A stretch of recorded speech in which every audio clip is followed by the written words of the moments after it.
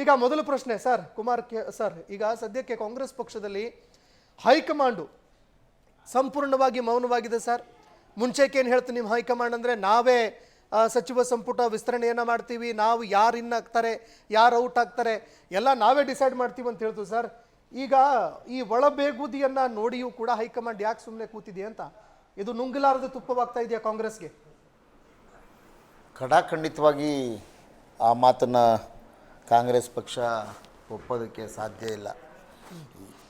ಒಂದು ರಾಷ್ಟ್ರೀಯ ಪಕ್ಷವಾಗಿ ಕಾಂಗ್ರೆಸ್ಸು ಅತಿ ಹೆಚ್ಚು 140 ಸ್ಥಾನಗಳನ್ನು ಹೊಂದಿರುವಂಥ ಕರ್ನಾಟಕದಲ್ಲಿ 34 ಸಚಿವರನ್ನು ಮಾಡೋದಕ್ಕೆ ಅವಕಾಶ ಇರುವ ಸಂದರ್ಭದಲ್ಲಿ ಓಕೆ ಇನ್ನೂ 100 ಜನರು ಬಾಕಿ ಆಗುತ್ತೆ, 100ಕ್ಕಿಂತ ಹೆಚ್ಚು ಜನರು.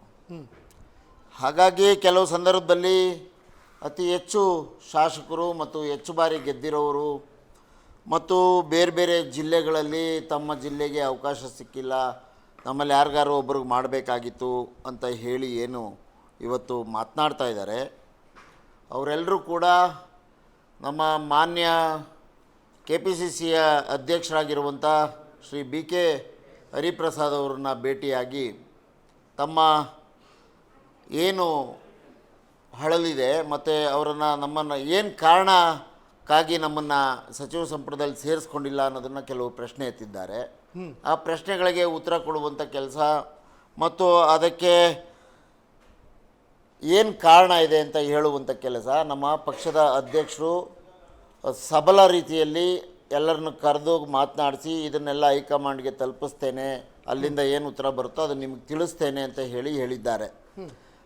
ಜೊತೆಗೆ ಮಾನ್ಯ ಈಗಿನ ಸಂಪುಟ ವಿಸ್ತರಣೆಯ ಸಂದರ್ಭದಲ್ಲಿ ಮಾನ್ಯ ಮುಖ್ಯಮಂತ್ರಿಗಳು ಏನು ಗಟ್ಟಿ ನಿರ್ಧಾರ ಮಾಡಿ ಇನ್ನು 1 ವರ್ಷ 1.5 ವರ್ಷ 2 ವರ್ಷದೊಳಗಡೆ ಏನು ಚುನಾವಣೆ ಬರುತ್ತೆ 20 ತಿಂಗಳ ಒಳಗಡೆ, ಅದಕ್ಕೆ ನನ್ನ ಸಂಪುಟ ಯಾವ ಮಾದರಿಯಲ್ಲಿರಬೇಕು, ನಾನು ಮುಂದಿನ 2028ರ ಚುನಾವಣೆಯನ್ನು ಯಾವ ಆಲೋಚನೆ ಮುಖಾಂತರ ಯಾವ ಗಟ್ಟಿ ಧ್ವನಿಯಲ್ಲಿ ಜನರ ಮುಂದೆ ಹೋಗಬೇಕು, ನನ್ನ ಸಚಿವ ಸಂಪುಟ ಯಾವ ಮಾದರಿಯಲ್ಲಿರಬೇಕು ಅಂತ ಹೇಳಿ ನಿರ್ಧಾರ ತೆಗೆದುಕೊಂಡು ಇವತ್ತೇನು ಸಚಿವ ಸಂಪುಟದಲ್ಲಿ ಹಳೆ ನೀರು ಹಳೆ ಬೇರು ಹೊಸ ಚಿಗುರು ಅನ್ನುವಂತೆ ಹೊಸ ಬಾಟಲ್ ಅಲ್ಲ, ನೀವೇನು ಬೇಕಾದ್ರೂ ವಿಶ್ಲೇಷಣೆ ಮಾಡ್ಕೊಳ್ಳಿ, ಆದರೆ ನಾವು ನಮ್ಮ ಆಲೋಚನೆ ಬಂದ್ಬಿಡ್ತದ ಅಲ್ಲಲ್ಲ, ನಾವು ನಮ್ಮ ಆಲೋಚನೆ ಏನಿದೆ ಅದ್ರ ಪ್ರಕಾರ ನಮ್ಮ ಪಕ್ಷವನ್ನ ಸಮಗ್ರವಾಗಿ ಈಗಿರುವ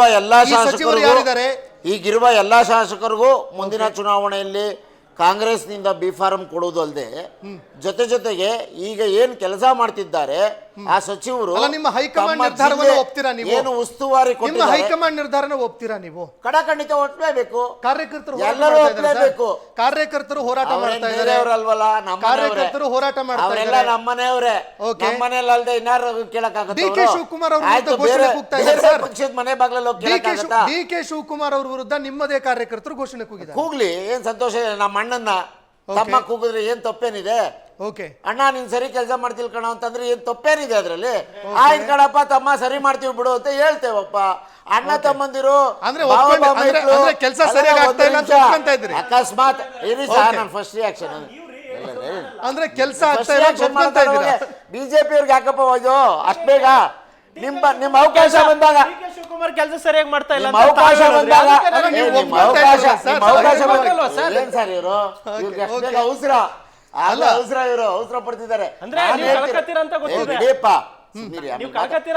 ಆಮೇಲೆ ಮಾತಾಡಿವಂತೆ ಒಂದು ನಿಮಿಷ ನೋಡಿ, ನಾನು ಹೇಳ್ತಿರೋದು ಯಾವ ಅರ್ಥದಲ್ಲಿ ಅಂತ ಅನ್ನೋದನ್ನ ಅರ್ಥ ಮಾಡ್ಕೋಬೇಕು. ಈಗ DK ಶಿವಕುಮಾರ್ ಅವ್ರಿಗೆ ಬೈತಿದ್ದಾರೆ, ಅದೇನೋ ಮಾಡ್ತಿದ್ದಾರೆ ಅಂತ ನೀವ್ ಹೇಳಿದ್ರಿ.